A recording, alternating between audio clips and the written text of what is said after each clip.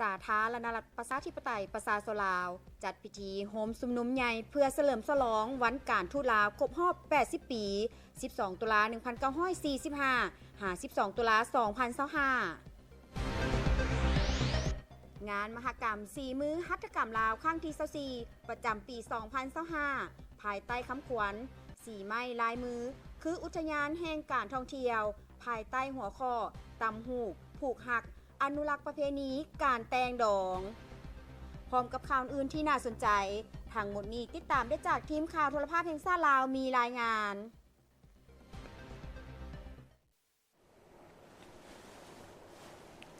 สบายดีท่านผู้ชมที่เคารพจะสบายดีท่านผู้ชมที่เคารพต้อนรับทานเข้าสู่ข่าวพระคำจากห้องข่าวโทรภาพแห่งชาติลาวข่าวพระคำประจำวันศุกร์วันที่ 10 ตุลา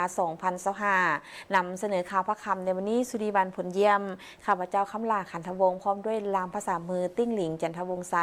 ท่านผู้ชมเช่นเคยข่าวพักนี้มีหลายข่าวที่น่าสนใจนั้นนำมาเสนอท่านผู้ชมนั้นได้ติดตามรับชมกันจากนี้ไปมาติดตามชมรายละเอียดของข่าวมาเริ่มกันที่สื่อมวลชนอาเซียนจีนได้เยี่ยมยามพิพิธภัณฑ์เวทเล็กซ์ทะเลสาบตะเวนตกและขี่เหือเพื่อศึกษาความพยายามในการอนุรักษ์และการคุ้มครองน้ำของทะเลสาบตะเวนตกซีหูพร้อมทางได้ไปเยี่ยมยามห้องหมอยาพื้นเมืองจีนหางโจวที่ได้มีการพัฒนาเทคโนโลยีที่ทันสมัยเข้าในการปีนปัวสุขภาพด้วยระบบดิจิตอล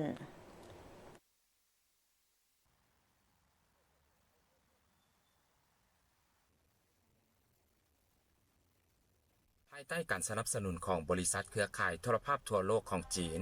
China Global Television Network Corporation หรือ CGTNC ซึ่งเป็นบริษัทย่อยของวิทยุโทรภาพศูนย์กลางจีน China Media Group หรือ CMG การไปเยี่ยมยามครั้งนี้บรรดาสื่อมวลชนอาเซียนจีนได้ไปเยี่ยมยามเมืองหางโจวแขวงเจ้อเจียงสาธารณรัฐประชาชนจีนเมืองหางโจวมีภูมิสันฐานที่ดีและยังเป็นมรดกทางวัฒนธรรมของโลกการคุ้มครองและการอนุรักษ์รักษานำบ่เพียงแต่สุ่มใส่การปกปักรักษาระบบนิเวศแต่ยังเป็นสถานที่สาธิตในการก่อสร้างเมืองที่ฉลาดในซุ้มปีผ่านมาหางโจวได้ปฏิบัติตามการคุ้มครองที่ฉลาดของนครน้ำตะเวนตกทะเลสาบซีหูยึดมั่นหลักการจัดลำดับความสำคัญด้านนิเวศวิทยาการปรับปรุงประสบการณ์และการร่วมมือในทั่วโลกสิ่งดังกล่าวได้บรรลุการเพิ่มทวีการประสานงานในการปกปักรักษาระบบนิเวศการบริการนักท่องเที่ยวการคุ้มครองการรักษาความปลอดภัยแบบฉุกเฉินและการจัดสร้างรูปแบบจำลองของทะเลสาบมนุษยนิยมแบบอัจฉริยะในโลก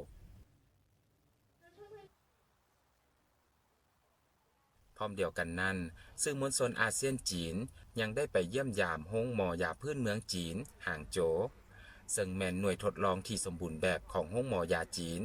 และการบริหารการแพทย์พื้นเมืองแห่งชาติจีน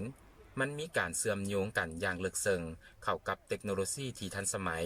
และการบริการยาพื้นเมืองจีนเพื่อสร้างระบบการปิ่นปัวที่สะดวกสบายและสมบูรณ์แบบบริษัทได้เปิดตัวยาที่ดีต่อร่างกายสำหรับการควบคุมน้ำหนักในการใช้ยาพื้นเมืองจีนซึ่งสามารถสนับสนุนและช่วยในการตัดสินใจของคลินิกในการใช้ยาพื้นเมืองจีนการรักษาโรคนอนบ่หลับของแพทย์แผนจีนโดยแอนควีนผู้เชี่ยวชาญด้านสุขภาพดิจิตอลของแพทย์แผนจีนและยาต้มที่ปลอดภัยแบบดั้งเดิมของยาพื้นเมืองจีนที่มีคุณภาพสูงสามารถนำใช้เคียงคู่กับการปิ่นปัวที่ทันสมัยได้ดีนอกจากนั้นห้องหมอแพทย์แผนจีนยังได้เข้าร่วมการสร้างมาตรฐานที่เกี่ยวข้องสำหรับการปิ่นปัวและแผนการสำหรับห้องหมอยาจีนกับหน่วยงานบริหารการแพทย์ของรัฐบาลจีนสร้างคู่มือเฮ็ดเวียกหันเป็นระบบดิจิตอลที่มีคุณภาพสูงสำหรับห้องหมอสถาบันเทคโนโลยีข้อมูลข่าวสารการสื่อสารของศูนย์เก็บกำข้อมูลสถิติของคณะกรรมการสุขภาพแห่งชาติและการกำหนดมาตรการที่เกี่ยวข้องสำหรับปัญญาประดิษฐ์ทางการแพทย์มาต่อที่งานวางแสดงผลงานการค้นคว้าวิทยาศาสตร์เทคโนโลยีและนวัตกรรมเพื่อเฉลิมฉลองวันครูแห่งชาติ 7 ตุลาครบรอบ 31 ปีและวันวิทยาศาสตร์แห่งชาติ 12 ตุลาครบรอบ 38 ปี านวางแสดงผลงานการค้นคว้าวิทยาศาสตร์เทคโนโลยีและนวัตกรรมซึ่งมีผลงานนำมาแสดงหลายกว่า30ผลงานจากบรรดาสถาบันการศึกษาและสถาบันค้นคว้าวิทยาศาสตร์และนวัตกรรมซึ่งกระทรวงศึกษาธิการและกีฬาเห็นได้ความสำคัญของบรรดาผลงานการค้นคว้าดังกล่าวเพื่อบ่ให้เป็นเพียงแต่ตีพิมพ์ในวารสารวิชาการเท่านั้นทุกผลงานต้องสามารถพัฒนาเป็นผลิตภัณฑ์และบริการที่สร้างรายได้และยกระดับคุณภาพชีวิตของสังคมโดยรู้สึกดีใจและตื่นตันใจหลายที่ได้มีเกียรติได้เข้าร่วมเข้าชมเกี่ยวกับงานมื้อนี้และสำหรับงานวันนี้เรามาเที่ยวชมแล้วรู้สึกว่าเราได้อย่างแน่จากการเที่ยวชมงานในครั้งนี้ได้เกี่ยวกับพวกนวัตกรรมใหม่ๆพวกเทคโนโลยี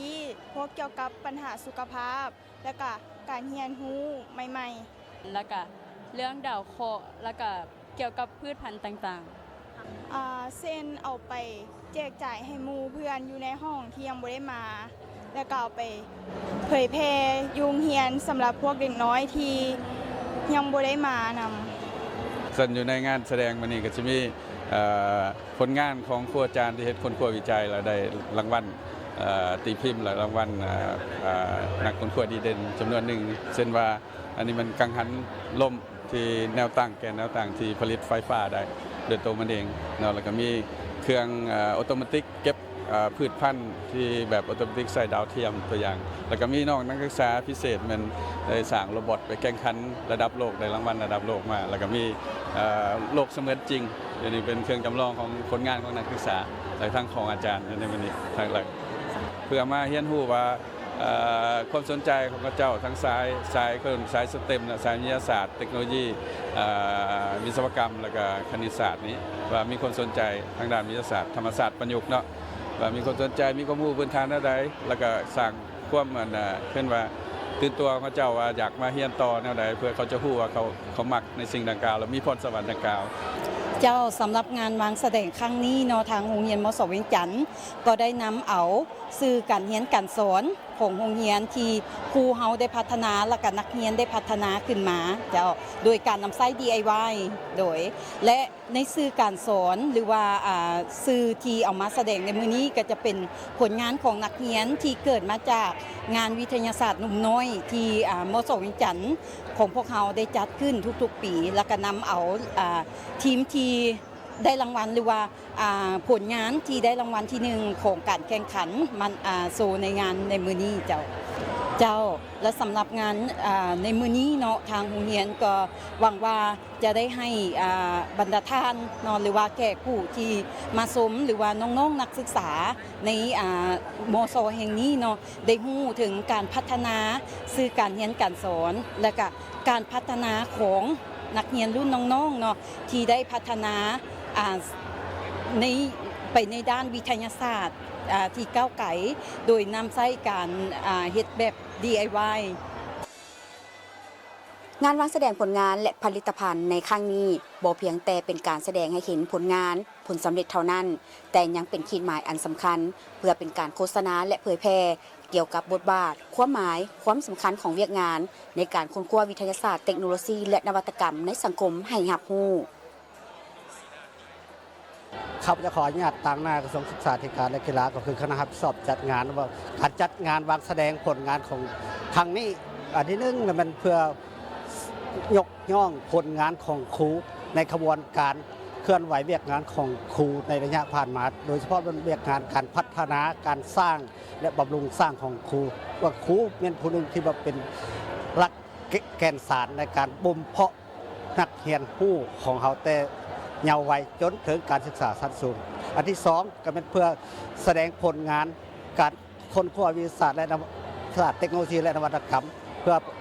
เผยแพร่ให้สังคมรับรู้เรื่องบทบาทความสำคัญของ2วันดังกล่าวเพื่อให้สังคมรับรู้ผลงานการเคลื่อนไหวเรื่องการค้นคว้าก็คือการเคลื่อนไหวเรื่องงานวิทยาศาสตร์เทคโนโลยีและการประกอบส่วนพัฒนาสินค้าก็คือผลิตภัณฑ์ของสปป.ลาวให้ก้าวสู่ระบบสากลและสามารถแข่งขันได้กับสากลในอนาคตมางานวางแสดงครั้งนี้รวมทั้งหมดเป็น35บูธถึงต่างหน้าจากกระทรวงศึกษาธิการแล้วก็ต่างหน้าจากแขนงการลัก1มันกระทรวงสาธารณ าธารณสุขกระทรวงเกษตรกรรมและสิ่งแวดล้อมแล้วก็กระทรวง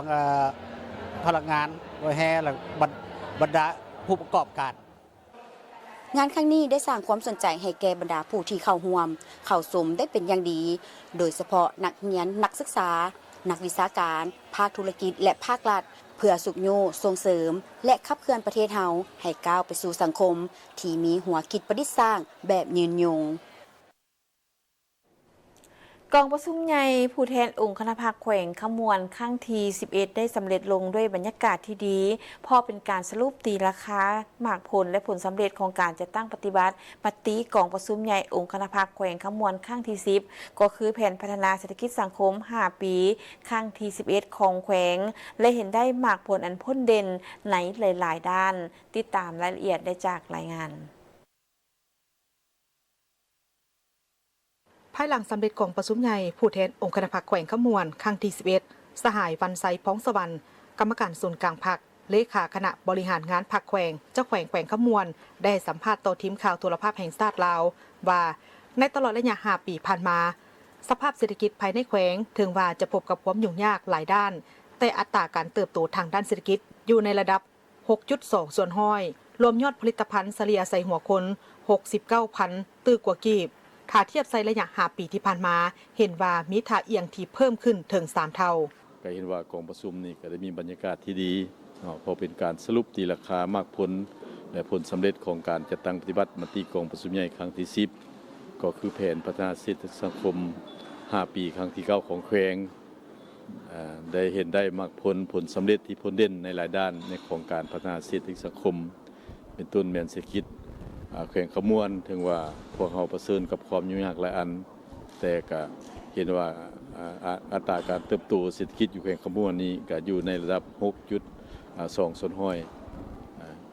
รวมยอดผลิตภัณฑ์ก็ได้ 69,000 กว่าตื้อกีบเนาะคันเทียบใส่5 ปีผ่านมาก็มีการเพิ่มขึ้นเกือบ3 เท่าตัวสั่นในกองประชุมเท่านี้ก็เห็นว่าผู้แทนก็ได้มีความชื่นชมและดีใจเนาะที่ได้เห็นผลสำเร็จของการนำพาสีนำและจัดตั้งปฏิบัติแผนพัฒนาเศรษฐกิจสังคม5 ปีผ่านมาแต่สิ่งสำคัญในนี้พวกเราก็ได้พร้อมกันเบิ่งจุดอ่อนข้อคงค้างเป็นปัญหาที่ยังจะต้องได้สืบต่อจะใส่แก้ไขใน5 ปีต่อหน้าดังที่ได้ระบุไว้อยู่ในห้างรายงานการเมืองก็คืออยู่ในแผนพัฒนาเศรษฐกิจสังคมและบทสำรวจการนำพารวมแต่ว่าสิ่งสำคัญในนี้พวกข้าพเจ้าได้กำหนดเอาทิศทางใหญ่ในการพัฒนาแขวงขมวนใน5 ปีต่อหน้านี้เนาะโดยเฉพาะได้กำหนดวิสัยทัศน์แต่นี้ฮอดปี 2055 เพราะว่าปี 2055 มันเป็นปีครบรอบ100 ปีวันสร้างตั้งพรรคประชาชนปฏิวัติลาวและก็กำหนดวิสัยทัศน์แต่นี้ฮอดปี 2035 และกำหนดแผนพัฒนา5 ปีแต่ 2026 หา 2030 ก็ได้กำหนดว่าจะเฮ็ดในสู่ชนฮอดปี 2030 สู่ชนพัฒนาแขวงขมวนนี้ให้เป็นแขวงที่มีระดับปานกลางในกองประชุมผู้แทนได้มีความดีใจที่ได้เห็นถึงผลสำเร็จของการซี่นำพาและจะตั้งปฏิบัติแผนพัฒนาเศรษฐกิจสังคมในระยะ5 ปีผ่านมาแต่สิ่งที่ยังพบเห็นจุดอ่อนข้อคงค้างเป็นปัญหาที่จะต้องได้สืบต่อเอาใจใส่แก้ไขใน5 ปีต่อหน้าโดยได้กำหนดเอาทิศทางใหญ่ในการพัฒนาแขวงขมวนกำหนดวิสัยทัศน์แต่นี้ฮอดปี 2055 เนื่องจากครบรอบ100 ปีวันสร้างตั้งพรรคประชาชนปฏิบัติลาวกำหนดวิสัยทัศน์แต่นี้ฮอดปี 2035 และกำหนดแผนการ5 ปี 2026 ถึง 2030 โดยจะสุ่มใส่พัฒนาแขวงขมวนให้เป็นแขวงที่มีรายรับปานกลางสู่ชนแก้ไขความทุกข์ยากของประชาชนโดยจะสุ่มใส่ในการพัฒนาแขนงกสิกรรมอุตสาหกรรมและการบริการการท่องเที่ยวพร้อมกันนั้นก็จะสุ่มใส่การแก้ไขความทุกข์ยากของประชาชนให้ได้ซึ่งองค์การปกครองแขวงได้เป็นเอกภาพกันว่าจะบ่ปะความทุกข์ยากของประชาชนให้อยู่เบื้องหลังจะต้องได้สู่ชนถือเป็นหน้าที่ยุทธศาสตร์เป็นหน้าที่ใจกลางของคณะพรรคแขวงในสมัยนี้และพร้อมกันนั้นก็จะติดพันกับการกาเกียมและจะตั้งพันขยายมติกองประชุมใหญ่ครั้งที่11ที่ทับห้องเอาในมื้อนี้เนาะเพื่อเข้าสู่การกระทำตัวจริงอันนี้ครับเจ้าจะยุ่งออกขบวนการดังกล่าวนี้ให้เป็นขบวนการฟดฟื้นจะเฮ็ดให้การเฉลิมฉลอง3 วันบุญประวัติศาสตร์ข ของชาติและของพรรคเขานี้ก็คือการพันขยายมติของประชุมใหญ่ครั้งที่11ขององค์คณะแขวงและแผนพัฒนาเศรษฐกิจสังคมของแขวง5 ปีนี้5 ปีต่อหน้านี้ให้เป็นขบวนการและให้เป็นปางบุญใหญ่หนึ่งของประชาชนให้ประชาชนฮู้ให้ประชาชนเข้าใจให้ประชาชนมีส่วนร่วมและให้ประชาชนได้ปรึกษาหารือกันอันนี้มันเป็นหน้าที่ก็ถือว่าเป็นหน้าที่อันหนักหน่วงของคณะพรรคคณะนำสุดนี้แต่ข้าพเจ้าก็เชื่อมั่นว่าภายใต้การชี้นำพาของคณะบรรดาสายในคณะประจำบรรดาสายในคณะงานพรรคแขวงและบวกใส่กับความการประกอบส่วนอย่างต่างหน้าของพนักงานสมาชิกพรรคและการให้การสนับสนุนของประชาชนบรรดาเผ่าชาวแขวงขมวนใน400,000 กว่าคนนี้จะเฮ็ดให้บรรดาคาดหมายต่างๆที่กำหนดไว้อยู่ในกองประชุมใหญ่ครั้งนี้บรรลุผลสำเร็จตามจุดประสงค์คาดหมายแต่ว่าสิ่งสำคัญในนี้คือพวกท่านได้ฮู้แล้วว่าแขวงขมวนก็เป็นท่าแห้งหนึ่งเกี่ยวกับเรื่องงานการท่องเที่ยววังบรมณีในวันที่13 กรกฎาคม 2025อุทยานแห่งชาติหินน้ำนอก็ได้ถูกองค์การยูเนสโกได้ถูกรับรองเอาเป็นมรดกโลกทางธรรมชาติแห่งทมิตรของสปป.ลาวภายใต้การซี่นำพาของคณะบริหารงานพรรคแขวงขมวนสุดใหม่สุดที่11จะพร้อมกับทางคณะสุ่มทุกสติปัญญาเหือแหงเข้าสู่การจัดตั้งพันขยายมติกองประชุมใหญ่ครั้งนี้ให้ปรากฏผลเป็นจริงเพื่อสร้างแขวงขมวนให้เป็นแขวงที่ได้รับการพัฒนาอยู่ในแถวหน้าของบรรดาแขวงในทั่วประเทศพร้อมเดียวกันนี้เนื่องในโอกาสของการเฉลิมฉลองวันสำคัญต่างๆของพรรคของชาติแขวงขมวนก็ได้มีการก้าเกียมสร้างขบวนการหลายด้านอย่างเป็นขบวนกว้างขวางและก็ได้สำเร็จการเฉลิมฉลองวันสร้างตั้งพรรคประชาชนปฏิบัติลาวครบรอบ70 ปีปัจจุบันกำลังก้าเกียมเฉลิมฉลองวันสถาปนาสาธารณรัฐประชาธิปไตยประชาชนลาวครบรอบ50 ปีและวันเกิดประธานไกรสอนปวิหารครบรอบ105 ปีให้เป็นขบวนการที่ฟุดฟื้นและเพื่อเฮ็ดแนวใดเฮ็ดให้ประชาชนลาวสาวแขวงขมวนมีความรับรู้มีความเข้าใจและสืบต่อเข้าร่วมขบวนการเวียกงานในการก้าเกียมเฉลิมฉลองติดพันกับการพันขยาย